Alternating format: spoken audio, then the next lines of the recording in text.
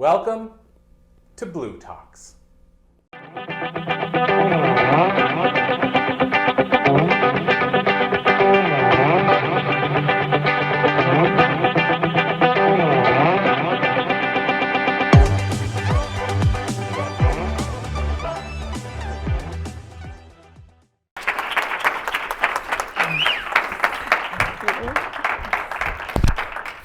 Have you ever woken up somewhere and you realize that you have no idea how you got there? Suddenly, thoughts and memories, little snippets of the night before start flooding in, and then you realize that you have a pounding headache and that nausea, the waves of nausea start flooding. Sounds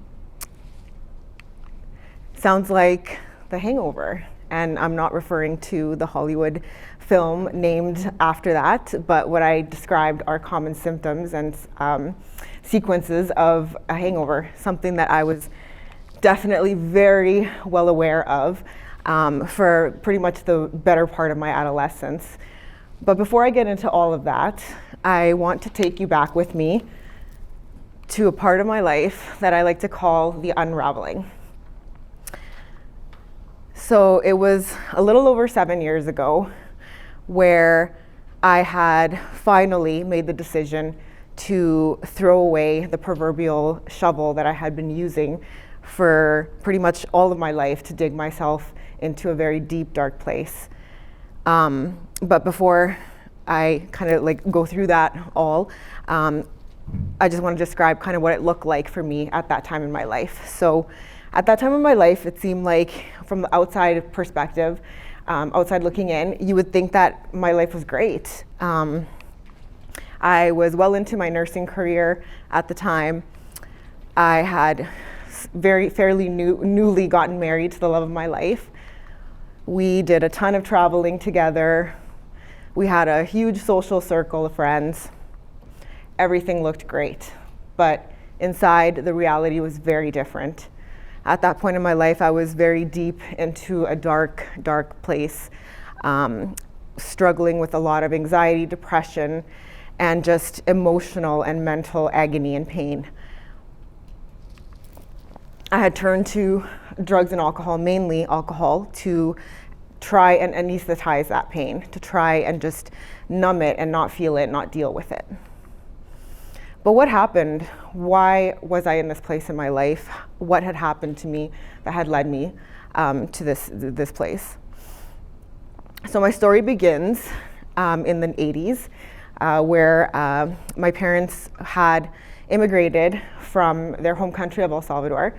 At the time, there was a very violent civil war going on, and their lives were in danger. And so they had basically had no choice but to flee their home country. And my dad was 21 years old at the time, my mom was 17, and she was about 8 months pregnant when they left. And so they had a layover in Mexico, and because of some paperwork delays, they had to stay there a little bit longer than expected, and that's where I ended up being born. And pretty much from the very beginning of my life, it was very dramatic. So because my parents were there, they had very little resources, they didn't know anyone there. They had to scramble and find a doctor that would take care of my mom to basically to attend the birth. And they didn't have health care insurance. So they found a resident doctor that was willing to take an under the table payment to basically just attend the birth. But his stipulation was that he was just going to be there just to attend the birth, and he wasn't responsible for anything that could go wrong or anything like that. He would promptly be leaving right after. And so after hours of unmedicated labor, my mom gave birth to me, and I was born not breathing. And so the doctor had to do some back pats, and apparently that's when I finally took my first breath. And he promptly just handed me over to my dad and went on his way. And so my dad was and at this point, my mom was had lost consciousness. She was hemorrhaging. And so he's looking around and frantic, trying to figure out what to do. So the only thing he saw nearby was a bottle of rubbing alcohol. So he took that bottle and he doused my mom with it and on her head, and she came to right away. And so that's pretty much how my life started. So a few months after that, We were finally on our way to our new home, which was Canada. And a few years later, my middle sister was born. And then a few years after that, my youngest sister was born. So there was 3 of us, and we were very, very close. So growing up was very difficult for us because unfortunately my dad struggled with some severe mental health and addiction issues, generational trauma. So what I've heard before is that what you don't transform from, you transfer to. And my dad had unfortunately witnessed and gone through a lot of things in his lifetime that he didn't address. And so he had transferred that to us as kids. And so I was pretty much, I experienced abuse in all shapes and forms in my young life. And I didn't have the resources to cope. I didn't know how to deal with all these things that had happened and the things that I had witnessed and all that kind of stuff and what had happened to me. I did what any kid without resources would do, which is I just turned to very unhealthy coping mechanisms. And so for me, that was, by the time I was 15, I had an eating disorder. I had depression and anxiety. I had tried to commit suicide a couple of times already by that time in my life. And it was just very unhealthy. Then when I was 15 years old, I was invited to a house party, and that was the first time that I tried alcohol for myself. And I remember, the only thing I kind of remember from that night was that I drank a case of Mike's Hard Lemonade and blacked out. And the next memory I have is just getting really sick in the bathroom and like bumping my head on the toilet as I got sick. And the next morning I woke up with a ferocious hangover, the kind that would scare anybody away from ever drinking again. But for me, what really stood out that night was the fact that for that night, for that moment, I didn't remember anything anymore. Like I didn't feel the pain that I had been carrying with me for all those years. I didn't think about it. It just completely numbed it. And so that for me was like the highlight, and it immediately became a very toxic relationship with alcohol. And so, yeah, like I said, it was just like an immediate, like a medication for me from that point moving forward. And for me, I experienced pretty much blackouts every single time that I drank. I thought that was normal. I didn't know that that was not normal, that every time you drink, you don't remember your whole night. And so I just barely got through high school. I graduated on time. And shortly after that, I had to upgrade to get my grades back up so I can go to post-secondary, because for my parents it was very important for us to have a higher education because they didn't want us to work as hard as they had worked for so many years in all of our lives, right? They came to this country to give us opportunity, and so it was important for me to just find a career for myself. And so I chose nursing as a career because I had always had a heart and passion to help others, even though ironically at the time I couldn't really help myself. And so pretty much right out of nursing school, I got a really, really good job at a brand new geriatric facility, kind of worked my way up the ladder, starting from night shifts to basically charge nurse eventually. And the cycle began. And so it was pretty much home to work. And when I would come home right after work, the first thing I wanted to do was drink. Because the feelings, the thoughts, the memories, all of that stuff, it just was unbearable for me to deal with. And the alcohol provided that temporary relief for me. But I knew. So pretty much like at that time, like I said, I was pretty newly married, and and around me, aside from like the very close people in my life, no one really knew what was happening, but the close people did, and they were very concerned, and I just wasn't at a place to really hear at that point. But I knew deep inside that this just wasn't normal, and that I needed to find a way out. I can vividly remember waking up after one of those nights, just with like a horrendous headache and all that stuff, and just dreaming and wishing and hoping that one day I would wake up and I didn't have to feel like that anymore.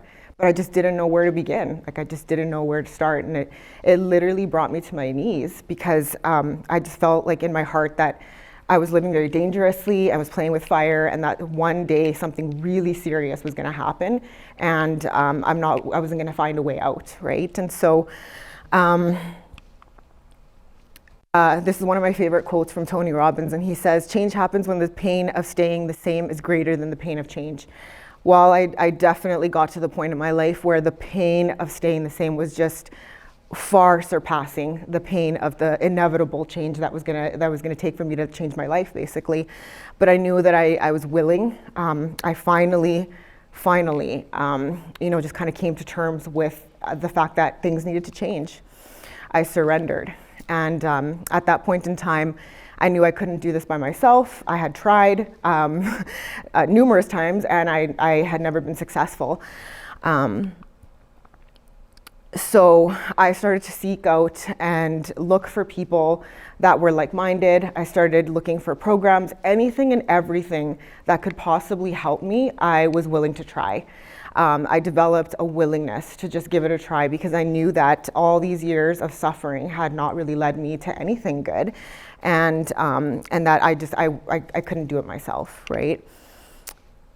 And so what I discovered when I started getting around people that were like-minded, people who had overcome, struggles, and some stories that I started to hear were like far worse than things that I had even experienced. And what that did for me is that it gave me hope. I thought to myself, okay, if these people can overcome, if these people can come from a place that they've spoken about and rise above that, then I can too.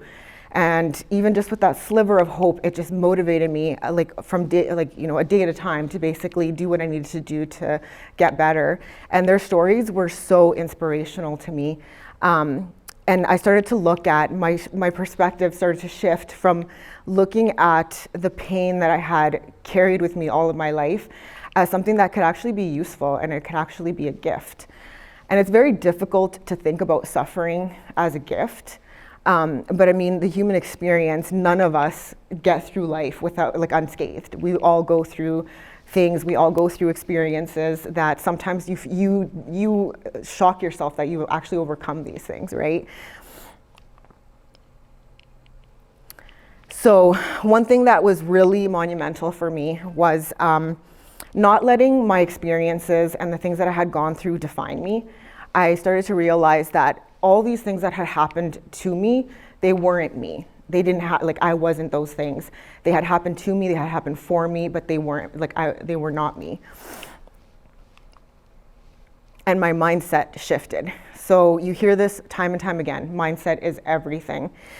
And a bit of a funny story. So 3 years into my recovery journey, which was pretty much a full-time job for myself, I basically went from work and then come home, and I would go dive deep into extensive counseling, group therapies, all you name it, I was there.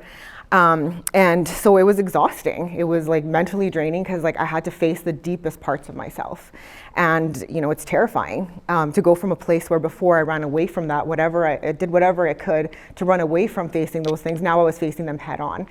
And so about 3 years into my journey, I remember kind of starting to feel a little bit just drained and exhausted. And I started to have a bit of resentment in my journey because I thought to myself, okay, it's been 3 years, I'm sober now for 3 years, and I've done all this extensive work.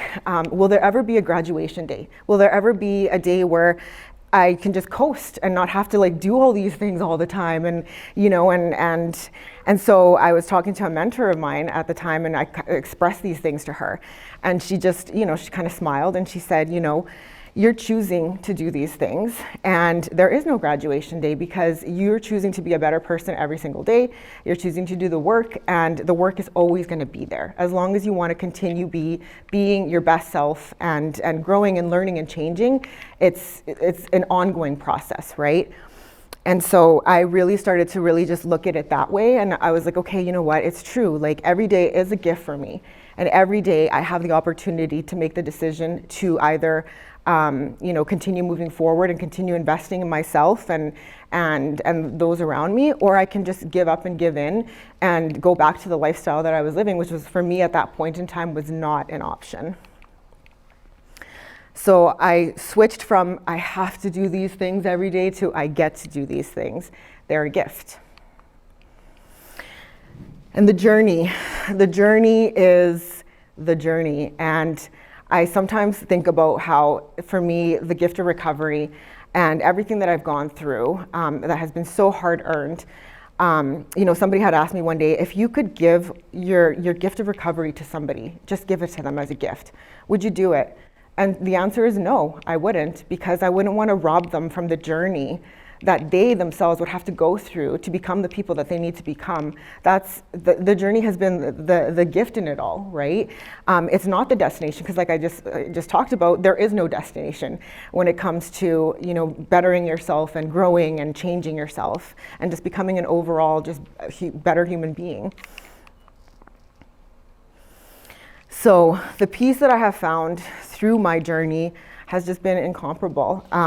I have been able to witness so many people around me overcome things that I just never would have imagined could have been overcome. I myself personally have overcome things because, funny enough, when I got sober, suddenly my problems didn't just disappear, right? Like, I was still faced with problems. I was still faced with losses. Within the first few years of my recovery, I actually had, I lost loved ones, people close to me.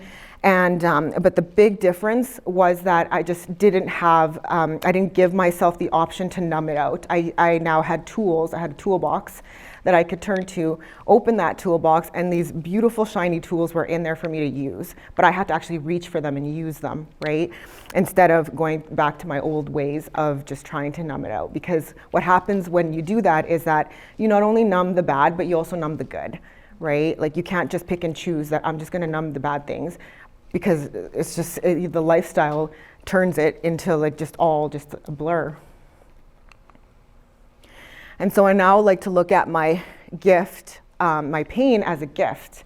And the reason why I say that again is because, I just remember thinking to myself, and even still, when I hear, even earlier today in some of the speakers and hearing the things that, people have gone through to overcome, and those stories, I receive them as such a beautiful gift, because it still continuously reminds me that my story matters, that their story matters, and their courage to be able to share from a place of overcoming is very inspirational to me, and it's inspirational to others, right? Because I just think to myself, when I was a young girl, I didn't have role models to look at and say, wow, that person, that woman has gone through similar things that I have gone through, and look where they're at now, right? They're doing great.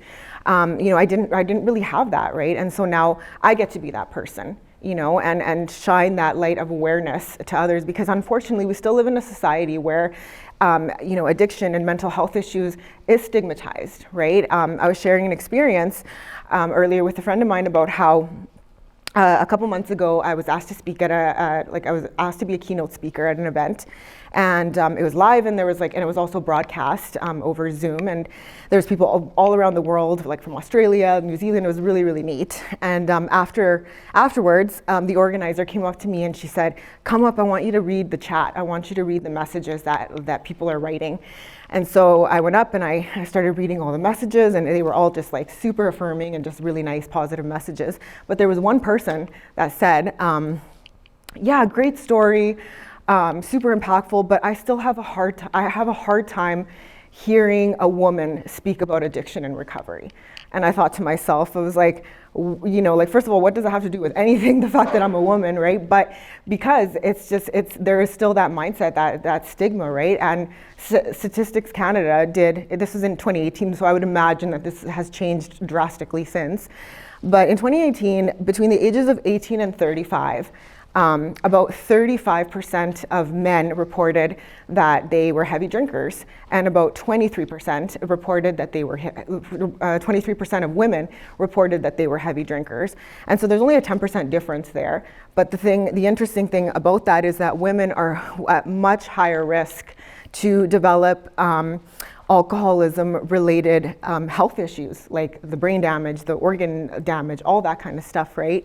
And it's a lot of women suffer in silence. Like I know I did for many, many years, suffered behind the scenes. So I talked about how I used to wake up, and this is how I wake up now. My alarm clock are my children. The other day I woke up and it was 5:30 in the morning, and just like clockwork, my 7-month-old, who sleeps in a bassinet beside me, was cooing and ready to eat, basically. And when I opened my eyes and I looked at the time, and I was like, oh yeah, 5:30, just like clockwork. And then I turned and I looked to my right, and there's my husband and my 2 toddlers that had snuck into our bed like somehow in the middle of the night. And I watched my toddler sleeping, and there's just something so gentle and so precious about watching children sleep, right? And so I looked at them, and then I looked at my son, my baby son that was in the bassinet, and tears just welled up, right? I just felt so much gratitude. I just thought to myself, like, look how different my life is now. Like from a place where I used to wake up and not want to open my eyes to the place where now, there's just so much purpose. There's just so much beauty in the life that I now live. I mean, problems are still there, but like I said, now I have healthy coping skills. I have healthy ways of navigating through those things.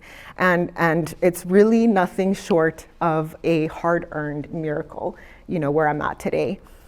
So that's basically my talk, and like I said, my gift is my pain, and I just hope to motivate and inspire anybody that's out there that's struggling, anybody that knows anyone that is struggling, to say that you can come out of this, no matter how dark of a place it might seem like. You can absolutely overcome. There are examples, and we're not that unique that sometimes we feel like we're the only ones, but we're not, right? And so thank you for letting me share my story.